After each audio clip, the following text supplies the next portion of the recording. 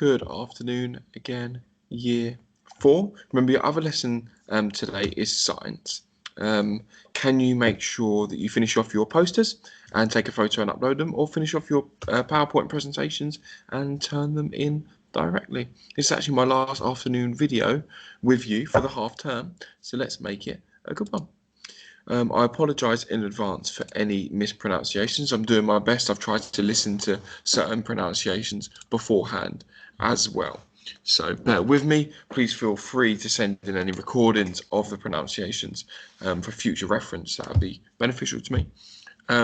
Today we're going to understand the importance of the Hajj for a Muslim person, and the skill is going to be evaluating the coherence of beliefs and lifestyles.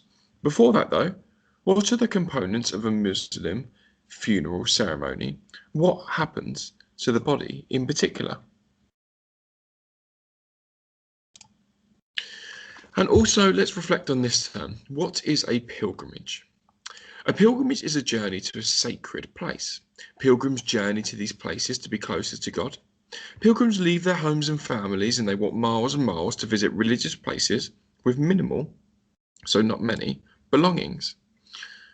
What about a Hajj though? What do you think a Hajj could be? Well, the Hajj is an Islamic pilgrimage and is one of the 5 pillars of Islam. Muslims journey to a place called Mecca and should do this once in their life.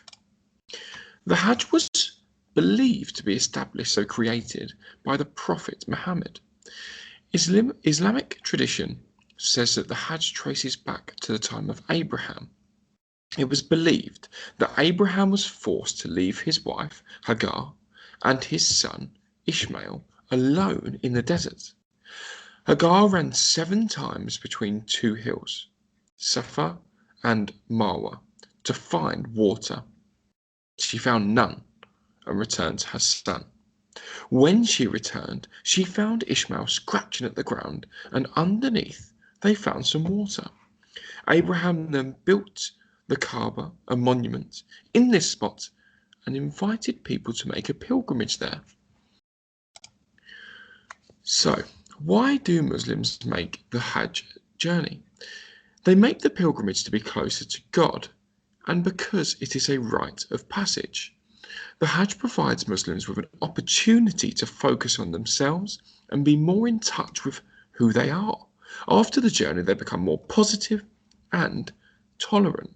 So let's have a look at a traditional Hajj journey. Firstly, Muslims fly to Jeddah and journey to Mecca by bus. Umrah is the first part of the Hajj, and people go to a place just outside Mecca called Miqat. At Miqat, Muslims bathe, put on white clothes, and recite the Talbiyah Dua, a prayer. They then go over to the Masjid al-Haram and walk around the Kaaba 7 times, repeating prayers. After this, Muslims drink Zamzam water, which is from the original spring Ishmael found. The last step is to go to the Safa and Marwa hills and walk between them 7 times. I wonder why it's 7 times. Think back to that other learning. The Hajj journey happens after the Umrah ritual. Muslim people walk to a place called Mina and sleep there overnight. In the morning, they walk to the valley of Arafat and praise Allah in the open space. After this, Muslims walk to Muzdalifah and sleep there overnight. Here, they collect 49 or 70 stones. Again, I wonder why that amount of stones. In the morning, they walk back to Mina and throw the stones at the Jamarat pillar. Once they've thrown all their stones, they walk back to Mecca and perform the Umrah again. So, before I explain your task, have a think about these 3 questions and then pause the video. What would be hard about the Hajj? What is the weather like in Mecca? You may want to research that. And what would you take with you? Remember, you're only allowed to take minimal belongings. What would you take with you? Your task is to use the word map that I've put on the PowerPoint for you. I've also put these 2 slides on there for you, and you're going to use that information to write a letter home to your parents, explaining what you've experienced so far on your Hajj pilgrimage.